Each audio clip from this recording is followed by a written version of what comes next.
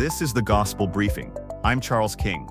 Today, a shaky ceasefire between the United States and Iran cracks wide open. A driverless taxi calls the cops on two teenagers, and a wildfire in Spain leaves 11 dead.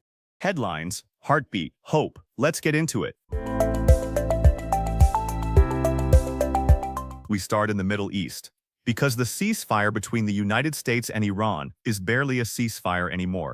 Thursday brought the largest exchange of fire since the deal was brokered, back-and-forth attacks across the region, both sides accusing the other of breaking terms. And in Tehran this week, massive crowds gathered for the delayed funeral of Supreme Leader Ali Khamenei, who died last month. We are now in month 5 of this conflict, and there is no clear end in sight. Here is something worth noticing. Christianity Today ran a piece this week pointing out that in all the diplomatic back and forth between Washington and Tehran, religious freedom is not on the table, not a talking point, not a bargaining chip, not even a footnote. Iran remains one of the most dangerous places on earth to be a Christian. House churches are raided, believers are imprisoned, converts from Islam can face the death penalty, and while our two governments trade missiles and press releases, the persecuted church in Iran is largely invisible in the conversation. Here's what I keep coming back to. In 1 Timothy 2, Paul tells the church to pray for kings and all who are in high positions, quote, that we may lead a peaceful and quiet life, godly and dignified in every way. Notice Paul does not say pray that our side wins. He says pray for peace. Pray for the conditions under which the gospel can spread. Pray for our leaders, even the ones who don't share our values, that they would govern in ways that make room for godly living. The Iranian church has survived Shah's, Ayatollah's sanctions and now airstrikes. The gospel is not waiting on a ceasefire, but our brothers and sisters are, so pray for them by name, even if you don't know their names, God does. Story 2 is a strange one, and I mean that as a compliment. Two 15-year-olds in Los Angeles got into a Waymo, one of those driverless taxis with no human at the wheel. According to reports, they started drinking alcohol in the back seat. Then they pulled out toy guns and started firing them out the window. The car noticed. The company disabled the vehicle remotely, and Waymo called the police. Now, the teens got in trouble, as they should. But this story has set off a real debate about privacy. Because Waymo cars are equipped with interior cameras and microphones, they are always watching, always listening, and the company decides when to report you. Christians have been talking for years about surveillance culture, about big tech, about who watches the watchers.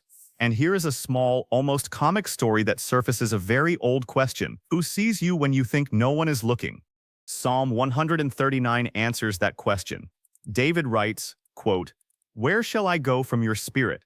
Where shall I flee from your presence? If I ascend to heaven, you are there. If I make my bed in Sheol, you are there." The tech companies want to imitate omniscience, but they can't. They see behavior.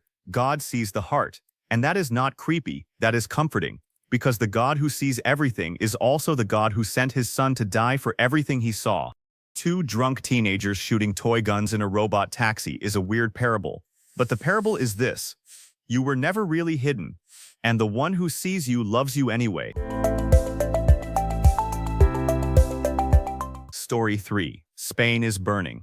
A wildfire in the southern part of the country has killed at least 11 people, making it one of the deadliest wildfires in Spanish history.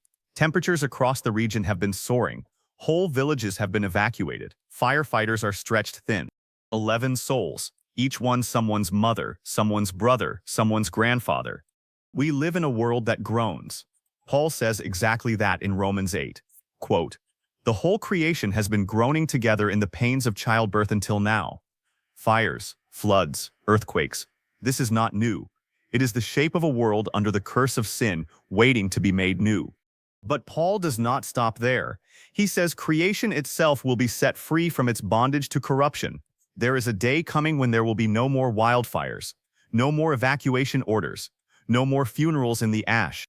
For today, though, we mourn with those who mourn. We give to relief efforts. We pray for the firefighters still on the lines.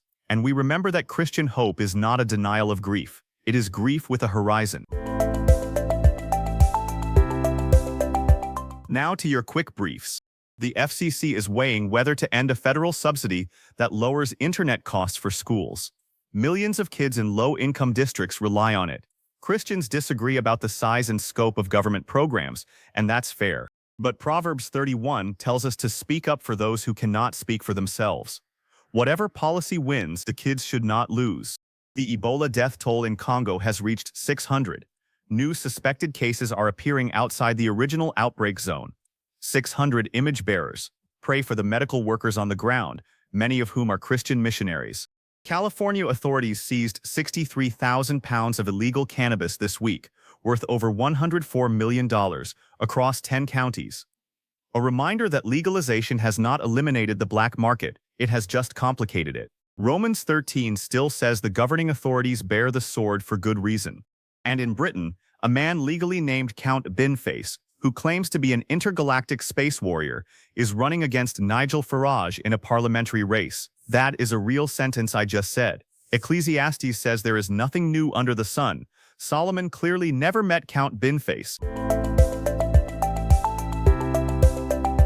Before we close, a word from our sponsor. You're reading Romans 9. Jacob have I loved, but Esau have I hated. What does that even mean? Most apps just say pray about it. Open Bible Copilot and it walks you through it the way seminaries teach. The original Hebrew, the historical context, the theology, and how to apply it in seconds. Trusted AI for Bible study, not generic AI, with insight from voices like Augustine, Spurgeon, and N.T. Wright. 5 stars in the App Store. Get your first month of Pro free at mybiblecopilot.com/gospel. That's mybiblecopilot.com/gospel. Bible Copilot. Your verse for today comes from Psalm 46 verse 10. Quote, "Be still, and know that I am God. I will be exalted among the nations. I will be exalted in the earth."